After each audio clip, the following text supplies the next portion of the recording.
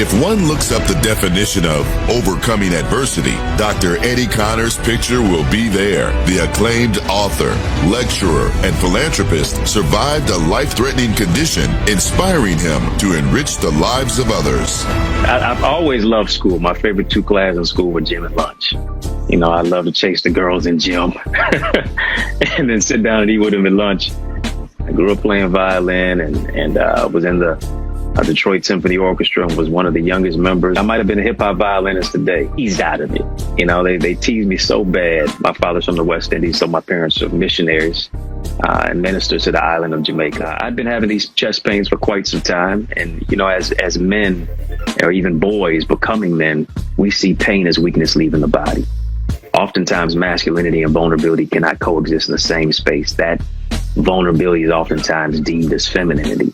And I didn't want to tell anybody about the pain that I was experiencing. It felt great coming out of surgery. Doctor says, Eddie, we have a diagnosis for you. He said, you have what we call non-Hodgkin's lymphoma. He says you have stage 4 cancer. And right there, you know, you're dealing with, you just hit with the whole aspect of will I live, will I die? You're dealing with depression. My own biological father never even visited me one day in the hospital. And so to live through dying places and to find a can of cancer, to have a praying mama, it's totally a blessing to be able to live through dying places and still be here. Dr. Connor's diagnosis and survival was the catalyst for his life's new trajectory. God uses your setback as a setup for your greatest comeback. He turns your seeming tragedy into strategy. And I was trying to figure out what the strategy was in my life.